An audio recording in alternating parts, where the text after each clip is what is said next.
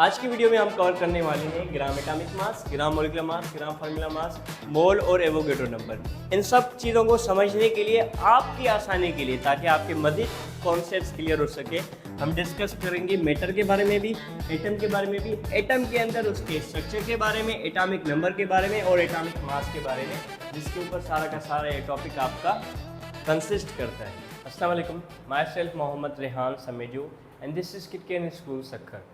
Today we are going to discuss chapter number 1, Fundamentals of Chemistry of class 9th Chemistry. The topic will be mole and Avogadro's number, that is on 1.6, जो कि 1.6 पर discuss किया गया है topic मोल और Avogadro number. इसके अलावा इसके अंदर हम क्या डिस्कस करेंगे, gram atomic mass, gram molecular mass and gram formula मास।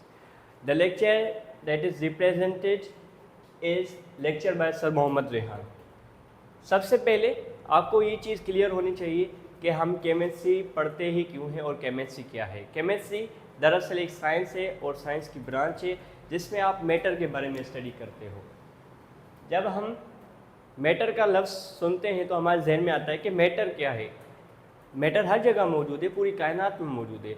जहाँ जहाँ आप देखते हो, अपनी नज़र को घुमाते हो, आपको हर जगह मैटर दिखाई देता है। क्यों? क्योंकि हर एक ऐसी चीज़ जिसके पास वज़न हो और जगह ले सके वो मैटर कहलाती है। Anything which has mass and occupies space is termed as matter.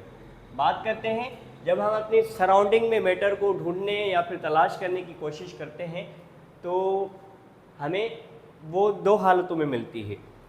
अगर स्टेट वाइज देखा जाए तो वो सॉलिड, लिक्विड और गैस के अंदर में हमें मिलती है।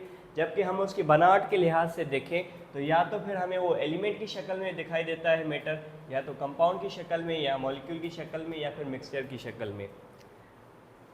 ये ज़रूरी बन जाता है कि अगर हम ग्राम एटॉमिक मास, ग्राम मॉलिक्यूलर मास और ग्राम फार्मूला मास को समझना चाह रहे हैं और मोल और एवोगैड्रो नंबर को समझना चाह रहे हैं तो इन सारी बेसिक्स के क्लियर होना लाजमी है। दैट्स वाई मैं आपको बता रहा हूँ। जैसे कि मैंने केमिस्ट्री के बारे में आपको बताया कि केमिस्ट्री एक साइंस की ब्रांच है जिसमें आप मैटर के बारे में पढ़ते हो। और मैटर क्या होता है? Anything which is mass and occupies space, यानी हर एक ऐसी चीज़ जिसके पास वजन हो और जगह ले सके वो हमारी मैटर कहलाती है। जब हम उसको तलाश करने की कोशिश करते हैं अपने इर्द गिर्द कि हमें मैटर कहाँ कहाँ मिल सकता है या हम किस चीज़ को मैटर कह सकते हैं, तो हमें दो किस्म के ज़रिए से या फिर दो तरीके से मैटर दिखाई देता है। बनावट के लिहाज से या तो एलिमेंट की शक्ल में, यानी कंपोजिशन के हिसाब से, या तो एलिमेंट की शक्ल में हमें मैटर मिलता है, या कंपाउंड की शक्ल में, या मॉलिक्यूल की शक्ल में, या फिर मिक्सचर की शक्ल में। जबकि हम उसकी हालत के हिसाब से, स्टेट के हिसाब से बात करते हैं तो सॉलिड, लिक्विड और गैस, ये 3 कॉमन स्टेट्स होती हैं मैटर की, इसमें हमें दिखाई दे रहा होता है। जब हम एलिमेंट, कंपाउंड, मॉलिक्यूल और मिक्सचर की तरफ आते हैं, उसकी बनावट की तरफ आते हैं मैटर की, तो हमें ये मालूम पड़ता है कि चाहे वो कंपाउंड है या मॉलिक्यूल है या मिक्सचर है, इन सब की बुनियाद जो है वो एलिमेंट बनता है। फिर हमारे जहन में आता है कि या साइंटिस्ट चाह रहे होते हैं कि एलिमेंट क्या है। जब वो एलिमेंट के बारे में स्टडी करते हैं तो उन्हें पता चलता है एलिमेंट दरअसल ऐसा मैटर है जो कि सेम किस्म के एटम से मिलकर तैयार होता है। फिर हमारे जहन में आता है कि एटम क्या है। एटम के बारे में जब स्टडी किया जाता है तो हमें पता चलता है उसके लफ्ज़ के हिसाब से, उसकी लफ्ज़ी माना के हिसाब से, एटम की जो लफ्ज़ी माना है उसका मतलब ये निकलता है नॉट डिविजिबल, यानी कि उसको मज़ीद नहीं बांटा जा सकता, जो कि गलत है क्योंकि आगे जाके डिस्कवरी होती है जिससे हमें मालूम पड़ता है कि एटम खुद जो है छोटे छोटे ज़रात से मिलकर बना हुआ है जो कि कहलाते हैं सब एटॉमिक पार्टिकल्स। एटम की तस्वीर की तरफ आते हैं तो एटम के बजाय जैसे कि एक जानदार होता है, हम ह्यूमन की बात कर लें, इंसान की बात कर लेते हैं, तो दो चीज़ें हमें अमूमन दिखाई दे रही होती है। एक होता है सर, दूसरा ट्रंक रीजन पूरा। इसी तरीके से अगर हम एटम को क्लासीफाई करते हैं तो एटम जो है हमें दो हिस्सों में दिखाई दे रहा होता है, या फिर एटम की कंपोजिशन या एटम की तस्वीर कही जाए। एटम की अगर हम तस्वीर बनाते हैं तो हमें, या फिर एटम के स्ट्रक्चर को हम देखते हैं तो हमें पता चलता है कि इसके दो पार्ट हैं। एक अंदर वाला हिस्सा जो कि न्यूक्लियस कहलाता है, एक बाहर वाला हिस्सा जो कि शेल कहलाता है। न्यूक्लियस एटम का वो हिस्सा होता है जो कि डेंस होता है। रीज़न क्योंकि इसके पास एटॉमिक मास होता है, यानी कि पूरे के पूरे जो एटम का वज़न है, मास है, वो आपका न्यूक्लियस के अंदर मौजूद होता है, जो कि नंबर ऑफ़ प्रोटॉन और नंबर ऑफ़ न्यूट्रॉन के ज़रिए से मिलकर बनता है। और ये प्रोटॉन, न्यूट्रॉन और इलेक्ट्रॉन है क्या? ये वो चीज़ है, अगर आप 1 या 10 या 20 सेकंड अगर पीछे आप वीडियो को कर लें तो तो आपको पता चलेगा कि एटम खुद एक छोटे छोटे ज़रात से मिलकर बना हुआ है, जिसे हम सब एटॉमिक पार्टिकल्स कह रहे हैं, इलेक्ट्रॉन, प्रोटॉन और न्यूट्रॉन।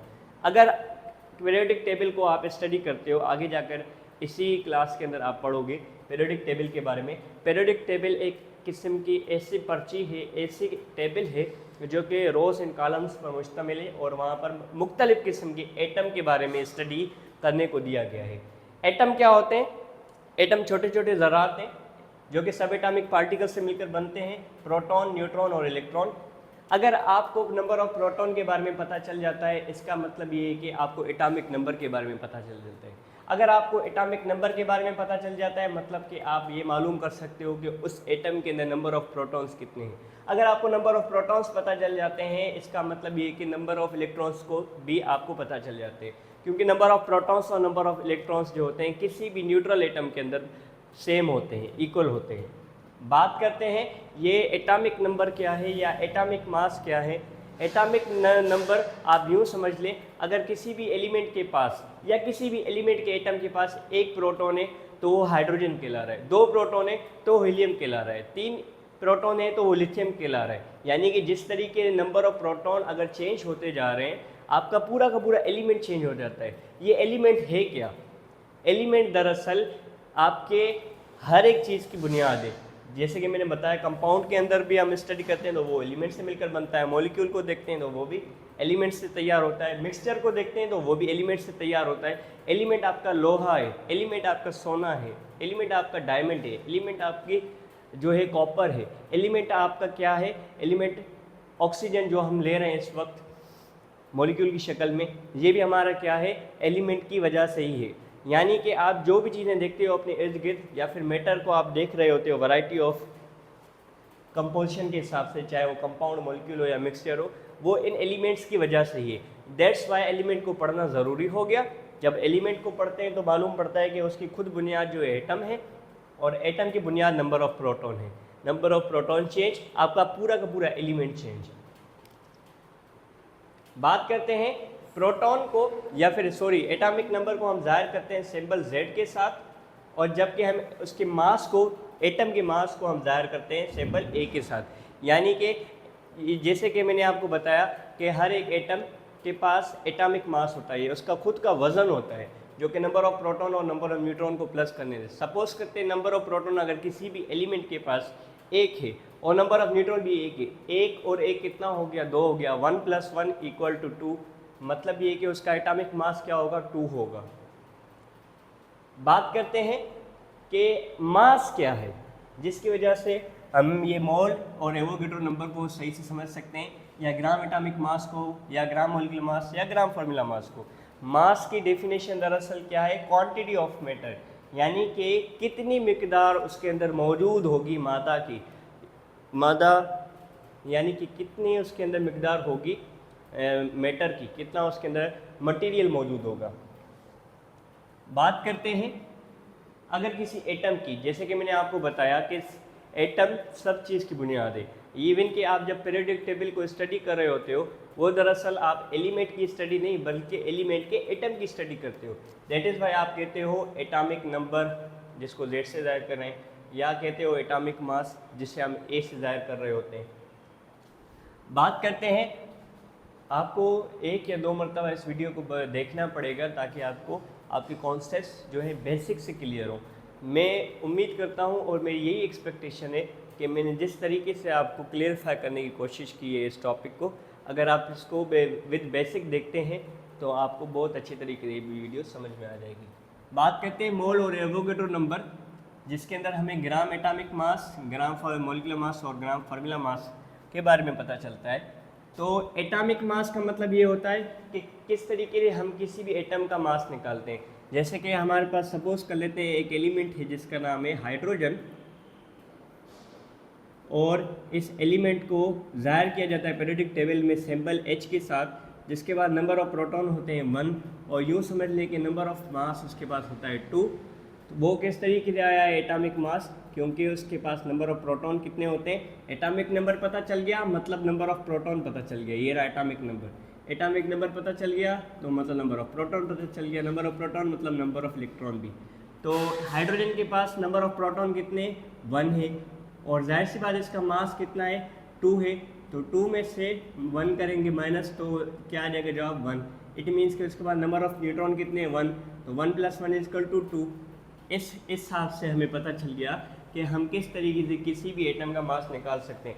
अगर आप किसी भी एटम के मास को, वैसे तो अमूमन हम जो किसी भी चीज़ के मास को ज़ाहिर करते हैं तो उसके लिए हमारे पास यूनिट होता है AMU, यानी कि एटॉमिक मास यूनिट। अगर हम उसको ग्राम के अंदर ज़ाहिर करते हैं, सपोज़ कर लेते हैं जैसे कि हाइड्रोजन का हमारे पास जो मास होता है, सपोज़ कर लेते हैं वो है हमारे पास, या हम बात करते हैं सोडियम की, सोडियम का हमारे पास सपोज़ कर लेते हैं मास जो है वो 23 AMU। क्यों? क्योंकि पास इसके पास नंबर ऑफ इलेक्ट्रॉन्स कितने 11 है, नंबर ऑफ इलेक्ट्रॉन्स 11, या ऐसा कहेंगे नंबर ऑफ प्रोटॉन्स 11, तो number of electrons 11, number of protons 11, तो मतलब एटॉमिक नंबर 11। अब जब हमें पता चला कि इस एटम का जो मास है वो 23 है, वो हमारा AMU कहला रहा है, जबकि अगर हम इसको ग्राम के अंदर ज़ाहिर कर रहे हैं तो ग्राम एटॉमिक मास कहला रहा है। इसी तरीके से जब सेम किस्म के एलिमेंट आपस में मिलते हैं, सेम किस्म के एटम मिलते हैं तो वो एलिमेंट बनता है, जब सेम किस्म के एलिमेंट आपस में मिलते हैं तो वो मॉलिक्यूल बनते हैं, और स्पेशली नॉन पोलर मॉलिक्यूल कहलाते हैं। सपोज कर लेते हैं ऑक्सीजन एटम दूसरे ऑक्सीजन एटम के साथ कंबाइन हो रहा है, बॉन्ड बना रहा है, इसके नतीजे में O2 तैयार हो रहा है, जिसे कहते हैं ऑक्सीजन मॉलिक्यूल। ऑक्सीजन एटम के बारे में अगर हम स्टडी करते हैं तो ऑक्सीजन का जो एटॉमिक नंबर है वो है 8, और उसका एटॉमिक मास है वो है 16। तो हम क्या करेंगे, इनके मॉलिक्यूलर मासेस को क्या करेंगे, प्लस करेंगे, सम करेंगे। तो सबसे पहले हमारे पास जो ऑक्सीजन मॉलिक्यूल है उसकी क्वांटिटी देखनी पड़ेगी। हमारे पास एलिमेंट कौन सा है, ऑक्सीजन है। सबसे पहले तो सॉर्टिंग करनी होती है कि एलिमेंट कितने हैं हमारे पास, ऑक्सीजन एलिमेंट है, इसकी क्वांटिटी कितनी है, क्वांटिटी 2 है, और एक एटम का कितना मास होता है, वो होता है 16। अब इसको हम प्लस करेंगे, क्या जवाब, इसको हम जब मल्टीप्लाई करेंगे क्या जवाब आएगा 32। इट मीन्स कि इसका जो मॉलिक्यूलर मास होगा ऑक्सीजन का वो क्या होगा 32 AMU। अगर मॉलिक्यूलर मास की बात करेंगे तो 32 AMU कहलाएगा। अगर हम ग्राम की बात करते हैं, ग्राम मॉलिक्यूलर मास, तो इसका मतलब ये है कि इसे हमें ज़ाहिर करना है ग्राम के अंदर। अब ये जो है हमारा कहलाएगा ग्राम मॉलिक्यूलर मास। अब ये 32 ग्राम जो है ग्राम मॉलिक्यूलर मास है किसका, ऑक्सीजन मॉलिक्यूल का, जबकि ये जो हमारे पास एटॉमिक मास है ये ग्राम एटॉमिक मास है। अगर हम ग्राम हटा देंगे, G हटा देंगे, AMU लिखेंगे, तो ये सिर्फ और सिर्फ कहलाएगा एटॉमिक मास। अगर G इसके आगे हम लगा देते हैं ग्राम, जो कि कहलाता है, जो कि सिंबल है ग्राम का, तो वो हमारा कहलाएगा ग्राम एटॉमिक मास। जबकि अगर हम किसी भी कंपाउंड के, जैसे कि अभी मैं आपको बताने वाला हूँ सोडियम क्लोराइड के बारे में, अगर हम किसी भी कंपाउंड के मास को हम रिप्रेजेंट करते हैं ये, तो फिर वो हमारा कहलाता है formula mass.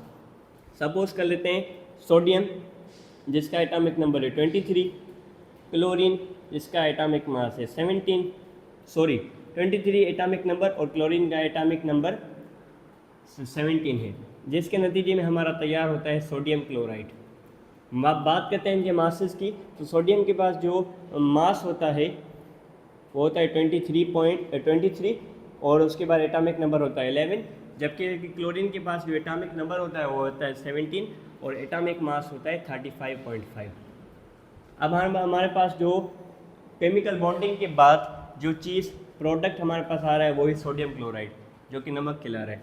Sodium chloride suppose कर लेते हैं, अगर आपको क्वेश्चन दिया जाता है कि सोडियम क्लोराइड आपके पास कंपाउंड है, इसका मास निकालें, या ऐसा कहें फॉर्मूला मास निकालें, तो उसका मेथड कुछ इस तरीके से होता है। सबसे पहले तो आपको इसके एलिमेंट काउंट करने पड़ेंगे। एलिमेंट कितने, 2 हैं, तो सोडियम एंड क्लोरीन। फिर इसके बाद हमें इसकी क्वांटिटी देखनी है कि इसकी क्वांटिटी कितनी है। सोडियम के एटम कितने हैं और क्लोरीन के कितने हैं। सोडियम का भी एक एटम है और क्लोरीन का भी एक एटम है। बात करते हैं सोडियम का एटॉमिक मास कितना होता है, वो हमने ऊपर फाइंड किया है, वो होता है 23, जबकि क्लोरीन का एटॉमिक मास कितना होता है, वो होता है 35.5।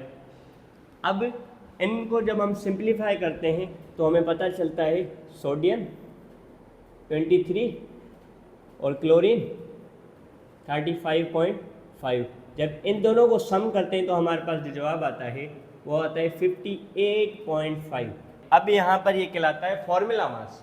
क्या कहलाएगा? अगर हमने ग्राम के अंदर नहीं AMU के अंदर इसको ज़ाहिर किया है, यानी कि ये यूनिट AMU लगा हुआ है, तो वो सिंपली फार्मूला मास कहलाएगा। अगर चे हम इसे ग्राम में ज़ाहिर करते हैं तो वो हमारा कहलाएगा ग्राम फार्मूला मास।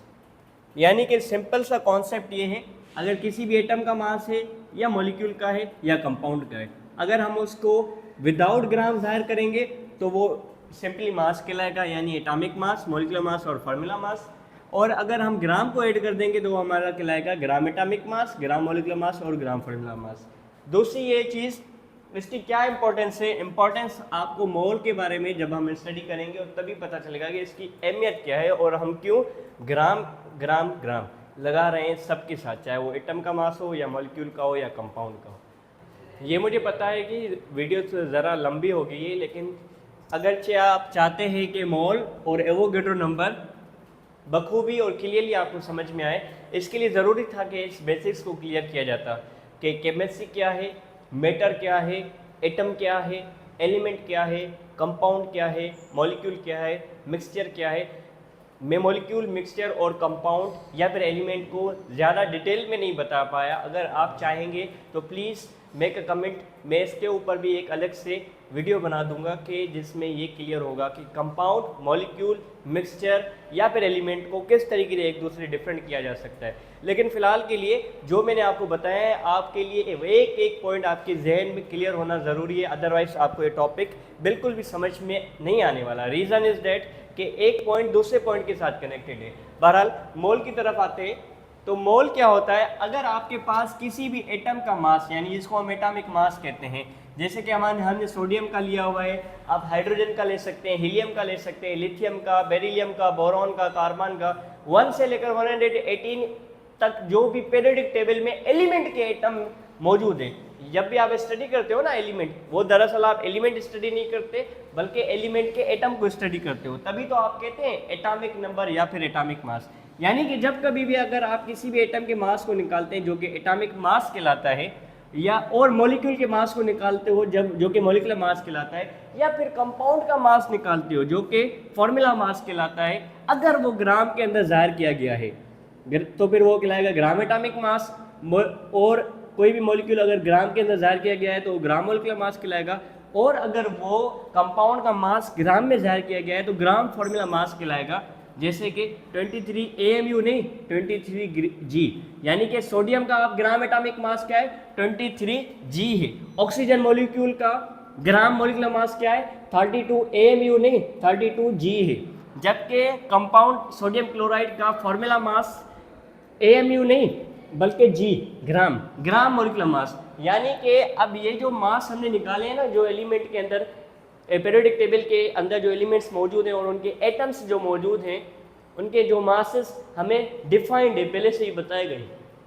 ये जो हमने फाइंड किए, अगर वो ग्राम्स के अंदर जाहिर किए जाते हैं तो वो आपका कहलाता है 1 मोल। अगर मैं कहूँ कि बताएं कि एक सोडियम एलिमेंट के 1 मोल के अंदर, 1 मोल, 2 मोल नहीं कह रहा, 3 मोल नहीं कह रहा, 1 मोल के अंदर कितने ग्राम होंगे, तो आप कहेंगे 23। अगर मैं कहूँ कि सोडियम एटम के 2 मोल के अंदर कितने ग्राम होंगे, तो जाहिर सी बात है 23 1 मोल की होती है तो 2 का कितना होगा? इसका डबल होगा, यानी 23 का डबल क्या होता है? 46 होगा। अंडरस्टूड है। लाइकवाइज अगर मैं कहूँ ऑक्सीजन मॉलिक्यूल के 1 मोल में कितने ग्राम होते हैं, आप कहेंगे 32 ग्राम। अगर इसी तरीके से आपसे पूछा जाए कि सोडियम क्लोराइड के कंपाउंड के अंदर 1 मोल के अंदर कितने ग्राम मौजूद होते हैं, आप कहेंगे 58.5।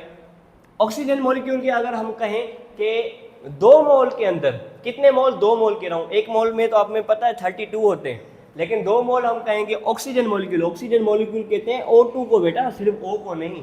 जब ऑक्सीजन के साथ बॉन्डिंग बनाता है, covalent bond, single covalent, double covalent bond के नतीजे में, तो वो हमारा कहलाता है ऑक्सीजन मॉलिक्यूल 32 ग्राम। मुझे पता है कुछ चीज़ें ऐसी होंगी जो आपके जहन से इसके बोली जा रही होंगी, लेकिन आप दोबारा से इसको पीछे करें वीडियो को और देखते जाए कि मैं कौन से वर्डिंग इस्तेमाल कर रहा हूँ और क्या कह रहा हूँ। अब ऑक्सीजन मॉलिक्यूल का 1 ग्राम मॉलिक्यूलर मास के अंदर 32 ग्राम होते हैं। अगर 2 की बात करेंगे तो इसका डबल होगा, 64 होगा। 3 की बात करेंगे तो वो इसका ट्रिपल हो जाएगा, जो कि हो जाएगा 3 टू द 6, 3 टू द 9, 96 ग्राम हो जाएगा। ठीक है। लाइक वाइज हम मोल किसे कहेंगे, अगर कोई भी एटम का मास, मॉलिक्यूल का मास या फार्मूला का मास अगर ग्राम में जाहिर किया गया है वो उसका 1 मोल कहलाएगा। और मोल की डेफिनेशन क्या होती है, amount of substance containing particles equal to Avogadro's number that is 6.02 into 10⁻23। यानी कि अगर कोई भी एटम है या कोई भी एलिमेंट है या कोई भी कंपाउंड है या कोई भी मॉलिक्यूल है, उसके जो ग्राम से हम मालूम करना चाह रहे हैं कि सोडियम एटम के जो मास है वो है 23 ग्राम। अगर हम ये मालूम करना चाह रहे हैं कि उसके 1 मोल में कितने एटम्स मौजूद होंगे तो वो बराबर होंगे 6.02 into 10⁻23 के। इसी तरीके से एक ऑक्सीजन मॉलिक्यूल है, हम ये मालूम करना चाह रहे हैं कि ऑक्सीजन मॉलिक्यूल का 1 मोल किसके बराबर होता है, तो ये कहा जाएगा कि जो ऑक्सीजन मॉलिक्यूल है उसका 1 मोल के अंदर जितने भी पार्टिकल्स मौजूद होंगे उसकी तादाद 6.02 into 10⁻23 होगा। इसी तरीके से नमक, सोडियम क्लोराइड, अगर हम मालूम करना चाह रहे हैं कि 1 मोल ऑफ सोडियम क्लोराइड के अंदर कितने छोटे छोटे फार्मूला यूनिट मौजूद हैं तो उसकी जो तादाद होगी जितनी भी हो वो बराबर होगी 6.02 into 10⁻23। यानी कि अगर कोई एटम है या एलिमेंट है या मॉलिक्यूल है या कंपाउंड है, उसके अंदर जो जितने भी पार्टिकल्स मौजूद होंगे उसकी तादाद 6.02 into 10⁻23 होगी अगर वो 1 मोल है तो। नंबर ऑफ मोल्स को कैसे फाइंड किया जाता है, किस तरीके से आप किसी भी एलिमेंट का या एटम का या कंपाउंड का या फिर मॉलिक्यूल का मालूम कर सकते हैं मोल। नंबर ऑफ मोल्स निकालने के लिए बहुत ही आसान है। मिसाल के तौर पे हम आपको कह देते हैं, मैं आपको दे रहा हूँ 46 ग्राम, कितने दे रहा हूँ 46 ग्राम मैं आपको दे देता हूँ सोडियम एटम के। अब ये आपका क्या कहलाएगा, 46 ग्राम आपका कहलाएगा गिवन मास। क्या कहलाएगा, 46 आपका गिवन मास हो गया। जबकि आपको पता है मैंने एटम आपको कौन सा दिया है, सोडियम दिया है। सोडियम का वैसे मास कितना होता है, वो होता है 23, या फिर ऐसा कहें कि उसका मोलर मास कितना होता है 23। अब ये भी जो एटम का मास था या मॉलिक्यूल का मास था या फार्मूला का मास था, इनके जो 1 मोल की क्वांटिटी होगी वो उसकी मोलर मास कहलाती है। इसी तरीके से सोडियम का 1 मोलर किसके बराबर होता है, जाहिर सी बात है सोडियम के 1 मोल में जितने ग्राम होंगे वो उसका मोलर मास कहलाएगा, जो कि 23 की टेबल 1 टाइम पढ़ेंगे और इधर 2 टाइम्स। यानी कि मैंने जो आपको कहा कि बताएं सोडियम के मेरे पास 46 ग्राम्स मौजूद हैं और बताएं इसके नंबर ऑफ मोल्स कितने बनेंगे, तो उसका सिंपली आंसर है 2। यानी कि हमारे पास सोडियम एटम के 2 मोल्स मौजूद हैं। मैंने आपको क्वांटिटी बताई कि मेरे पास कितनी क्वांटिटी मौजूद है, 46 मौजूद है। 46 ग्राम किसके मौजूद थे, सोडियम के एटम के थे। और मैंने ये क्या पूछना चाहा, मैंने पूछना चाहा कि उसके नंबर ऑफ मोल्स कितने बनेंगे, तो वो बन गए 2। कैसे निकाला, इस फॉर्मूले के ज़रिए से, गिवन मास ऑफ सब्सटेंस, यानी कि कितना मालूम करना है, या फिर जो आपने ग्राम दिए गए हैं उसके मालूम करना चाह रहे हैं तो वो क्वांटिटी आप लिखेंगे, और उसी एटम का मोलर मास कितना होता है यानी कि 1 मोल में कितने होते हैं वो लिखेंगे डिनोमिनेटर के तौर पर। फिर इसको सिंप्लीफाई करने के बाद हमारे पास जो आंसर आएगा वो हमारा कहलाएगा नंबर ऑफ मोल्स। बात करते हैं एवोगैड्रो नंबर की, तो वो रिप्रेजेंट किया जाता है Na, दोनों जो है कैपिटल लेटर में है, n को बड़ा किया जाता है और a को छोटा। एवोगैड्रो नंबर, एवोगैड्रो नंबर दरअसल क्या होता है, ये नंबर है 6.02 into 10⁻23। एवोगैड्रो एक इटालियन साइंटिस्ट था जिसका ये मानना था कि आप मुझे 1 मोल दे दो, 1 मोल दे दो, चाहे किसी भी एटम का या फिर किसी भी कंपाउंड का या फिर किसी भी मॉलिक्यूल का, मैं आपको बता सकता हूँ कि जो अगर एटम है या फिर मॉलिक्यूल है या कंपाउंड है उसके अंदर कितने नंबर ऑफ पार्टिकल्स होंगे। कह रहा था कि अगर कोई भी मेरे पास एटम है या एलिमेंट है या मॉलिक्यूल है या कंपाउंड है, अगर मेरे पास उसका 1 मोल है तो एटम जाहिर सी बात है किससे पड़ा मिलकर बनता है, पार्टिकल से। एलिमेंट किससे मिलकर बनता है, वो भी पार्टिकल से। कंपाउंड किससे मिलकर बनता है, जाहिर सी बात है पार्टिकल से। तो उसके कहने का मकसद ये था अगर कोई भी एटम है या कोई भी मॉलिक्यूल है या कंपाउंड है, उसके जितने नंबर ऑफ पार्टिकल्स मौजूद होंगे वो दरअसल बराबर होंगे इक्वल टू होंगे नंबर 6.02 इंटू 10⁻23, जिसको वो जाहिर करता है Na के साथ। और ये Na बराबर किसके होता है? Na बराबर होता है 6.02 into 10⁻23।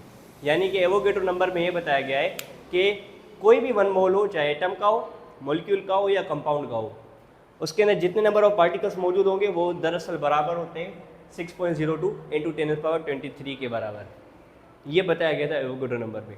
C you in the next video. Please do like, subscribe and share this video.